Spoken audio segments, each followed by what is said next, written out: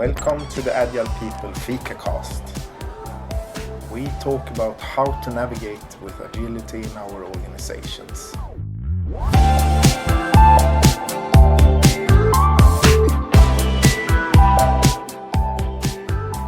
Welcome everyone to the Agile People Fika. It's the place where we talk about good subjects together with taking a cup of coffee. And if you're doing a proper fika, you also eat something sweet to your coffee. Today we will talk about finance and agility. We had a training a couple of weeks ago, and we are still in the learning zone from that training. So today we will talk about the importance of decoupling, targets, forecasts, and resource allocation. So I see we have some people with us, so let's hope we will have a good discussion around this. So Ingela, would you like to start to introduce a bit of the learning from why it's important to decouple this, and what's the difference from traditional management models in our organizations? David, you with your accounting background, you need to support sometimes. But really, traditionally, when you work with traditional budget, it has really three different purposes, which you kind of have built into the traditional budget processes. And one is that you have targets for what's going to happen next year. And doing that target is really what we would like to happen. And then you kind of use the budget as a forecasting. We also would like to predict what we think will happen. And also inbuilt into the budgets are also resource allocation and how to utilize the resources you have, the CapEx.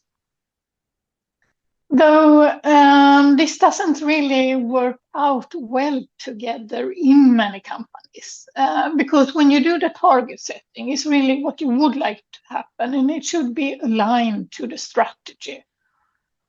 And then you have the forecasting, which is really what we think will happen, and that is really just to support business direction, to support what kind of decisions we would like to have. And if you do this forecasting in a more agile way than traditional budgeting, it will also show that you sometimes have different time horizons. You might be a project organization, or many times you need to look differently at the time horizon to take the proper decisions. And the third one is really the resource allocation. And people who work in IT companies, they have a tendency to see that their sales often go up in December, because companies or departments have had resources to buy new PCs or hardware or whatever. And they want to use it because they are not sure that we'll get it in the next year's budget. Mm-hmm. And this resource allocation, I also think this is really hindering us sometimes to do business, because sometimes during a budget year it might come up a new business opportunity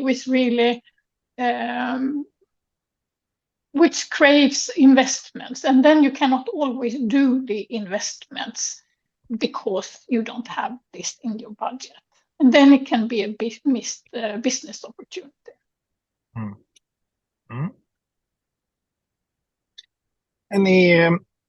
Any thoughts about when we then have it more measured as one? What happens then? Do we have any insights about that?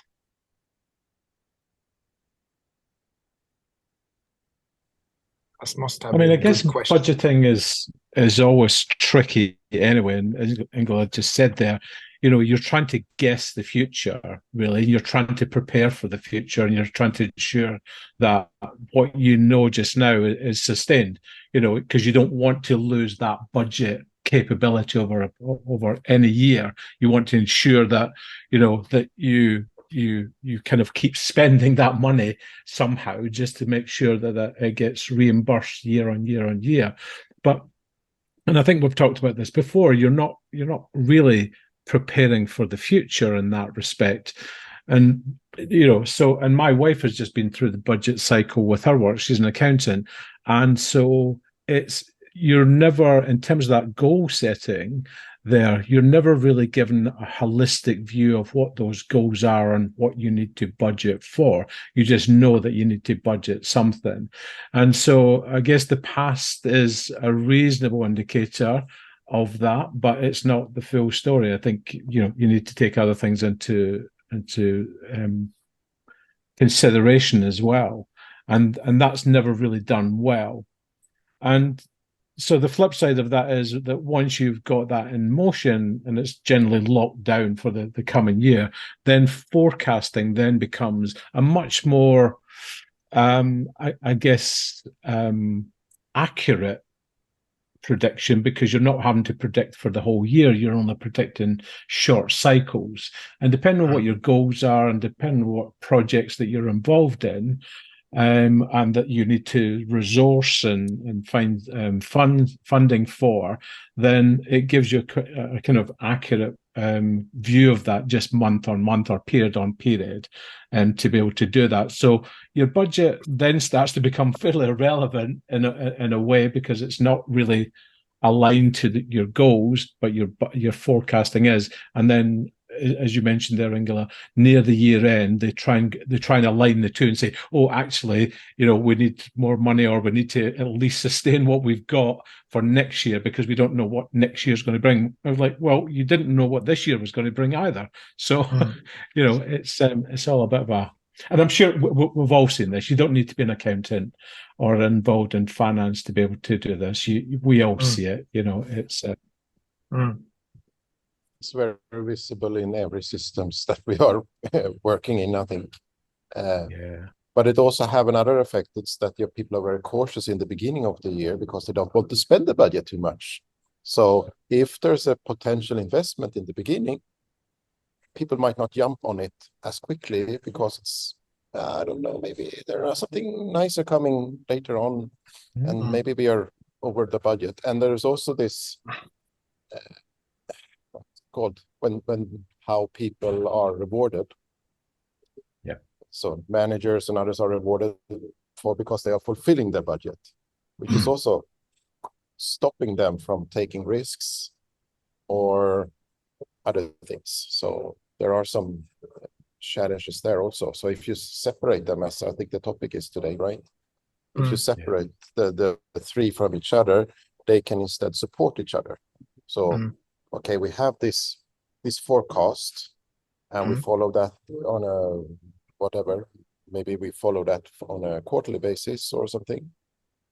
Whatever suits for whatever we are doing, and then okay, we can see how does that trajectory follow onto the strategy that we want to have, which we set to for the budget, and then we can no, it doesn't support us. Okay, we need to recalculate the budget because we need to move things around. A budget doesn't have to be fixed the whole year.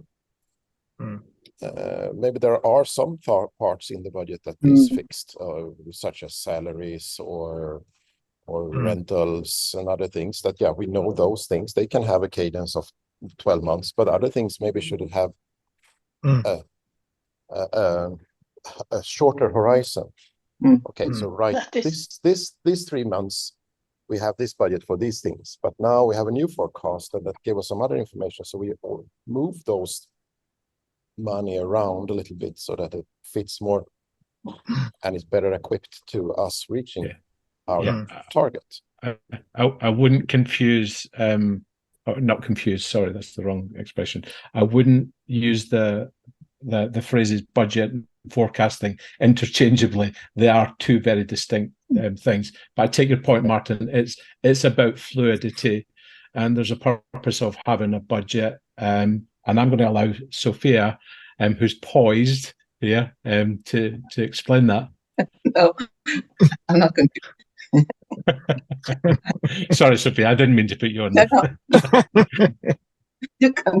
No, but I had a question, like, because we're mixing that budget and forecast. So what is actually a forecast for me is also like you prevent something like what you think is going to come, right? And that could be money and resources and what you're going to do, and that costs something and going to gain something on that.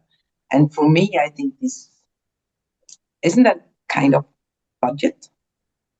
No, it depends. I would say, because you have like a forecast on sales, for example, you know how much money it's going to come in. But then if you look at your costs, you have, as Martin mentioned, you have your fixed cost, which is really in the bottom. And many of these costs are not so, they are kind of fixed, so it's not so easy to adjust them. But then you have a set of variable costs, which you kind of can move around with depending on what's happening around in the world. So if your sales go down, you need to address your costs somehow. So this is just what happens in traditional companies is that you have this fixed budget. And when conditions around you change, and they do all the time, but you spend so much time to explain the discrepancy between budget and actual result. And that is really tiring and not very productive, because you're really discussing something that happened in the past. If you address more the variable cost and adjust them to what's happening around you, you can become much more flexible. I guess it becomes different sector-wise as well. So if you think public sector, particularly here in the UK, so at the beginning of the year, then, you know, whether it's a police force or a council or whatever, will be given a pot of money at the start of the year, and then it's up to that organisation to then budget across the year. They're not going to get any more pocket of money, because they're not revenue generators per se. Don't get me wrong; they can make money from different things if they offer services or license fees and stuff like this. There's money to be made, but if they didn't, then generally it's that pot of money, and therefore it's up to them to how well they spend that over the year, and you know and that's and so they would work on that basis. Whether, you know, it doesn't make sense to just say, well, here's £1 million, you know, distributed evenly over 12 months. That's just not going to work, because obviously there'll be sort of seasonal or cyclical variation. But you know, it's up to them how they then manage that. And a good indicator of that is that once you've budgeted, it becomes that benchmark really, or a baseline, so that any of that actual costs that come through, you're offsetting it against the budget that you've allocated. And you know, and if you factored in the variation that's required, then generally what you spend is what you budgeted for, and you know, and you're controlling that cost.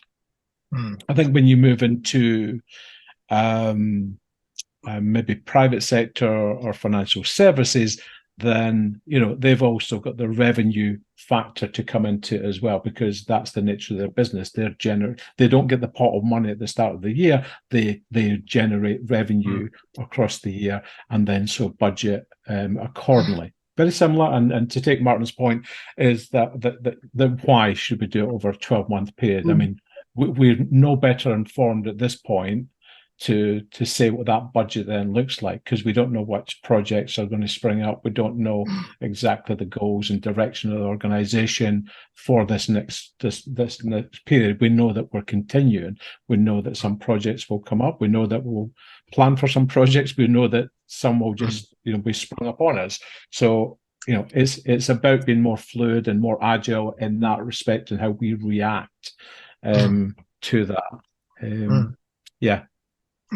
It's Yeah. I guess the last couple of years have been pretty good proof of just that, the importance of being agile in the mindset of your revenues, as we had like the last couple of years with Ukraine or the pandemic. Well, if you have a fixed budget and the pandemic strikes, I guess, well, you're kind of in a bad situation. You're not able to at least adjust it accordingly. No. Yeah, and in some cases, also in public sector, it's connected to a political decision that could be years old, and it's part of what the party would like to prove that we achieved during our 4 years that we had the power. So then they get budget for something that is maybe an idea that is 3 years old, but you need to do it now because we would like to show that this is done. But then if it's the right thing or not, it's very irrelevant. And when I met people working in public sector, they are very stressed out about the politics behind driving change in their sectors. That's a tough dimension. It's not that we decide it in the beginning of the year. Maybe it was decided 3 years ago, and we, in the last year of our power cycle, we need to prove that we did this, even though the environment has changed. But it's also connected with how you take the decision, and you know, if you decouple these 3 things, you should also decouple the mandates. So if things really change, maybe even a governmental body should have the opportunity to really be able to take, we decided that, but things have changed now, so now we need to work differently. And that has not happened in many governmental bodies, so that is still a challenge. I've heard about I've heard about governmental or community initiatives where they try to work more agile with some of the initiatives that they are running. I heard somewhere in Skåne, I think they have tried something, one of the communities here in Sweden, and also in Åland, one of the islands between Finland and Sweden, where they work a bit different with different projects and how to work in a more agile way connected to those projects. With budgets as well, yes. Because I remember my mother was working as a physiotherapist, like way back, but for a commune or landsting. I don't know what that is in English. But the better they work, like had better quality and like would really work in a really good way. And then she said, okay, now they're going to like give us some better budget for next year because we have really struggled to have being a good team. And then say, now you have been worked so good, so next year you get less money. And that doesn't motivate like people. Yes. I think it's still a lot like that in and that is also what you just mentioned. There is really a result why they spend a lot in December. Exactly. And that's the underlying factor, isn't it? We all know the science of having to provide funds for various resources and projects and stuff like that. But equally, you know, if you're not motivated to perform, and then as Martin alluded to there earlier, is that if your performance review is based on how well you do in the budget, then it's not aligned, really, and then you start, I guess, creating, these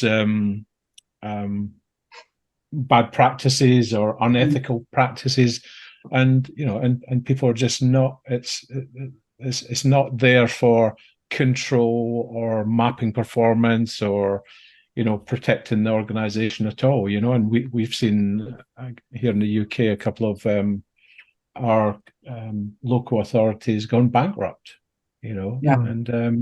and that's where it really hits home, because a local authority is there to serve the community and serve the people within it.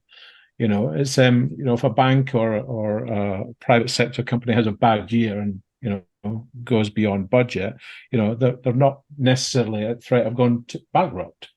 But local authorities is a big deal, isn't it? Because ultimately, then what do they do the following year? They're not going to get any more money from the government, and get money from what they're doing, and then try to extract value over the course of a year from some other means. And as I say, it can lead to some unethical practices or poor behaviors for the community you're supposed to be serving.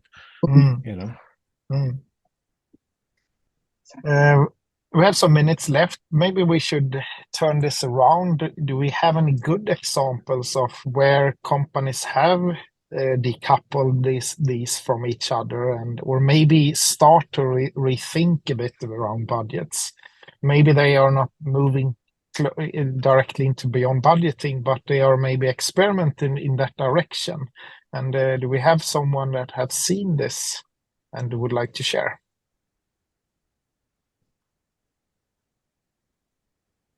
Yeah, I haven't seen so much, Daniel.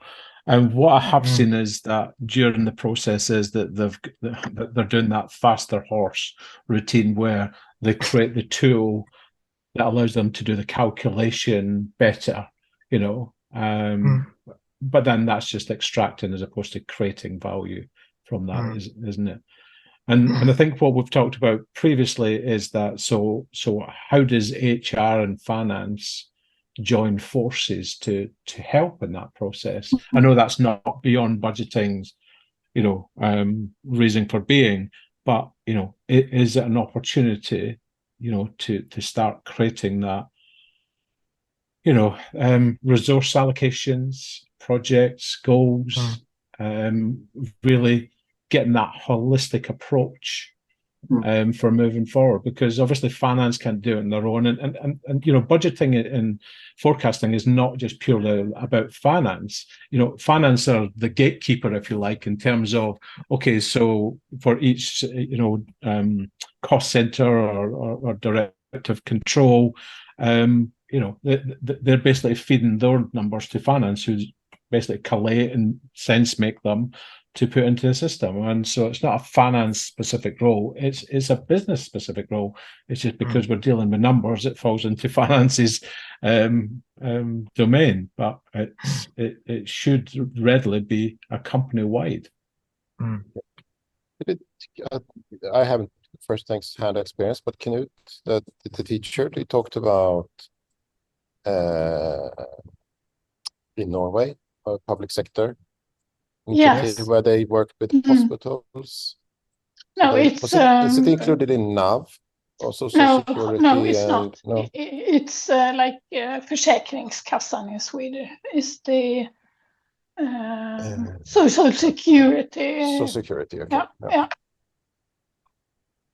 So that is actually a very good example. Yeah, and I think as you said, David, it connected to people and culture actually in HR, because they worked a lot with principles first to set some sort of guideline on the behavior that you were expecting from all the budget areas, and then you created budget areas based on specific in a different way. You didn't put a budget for mobile phones or people and specific people. You put it on a location, which were empowered to take on the budget themselves and just work with resource allocation and forecasting for their area. But it wouldn't work unless they had a shared principle understanding, which I assume, I don't know, were probably in joint venture with people and culture.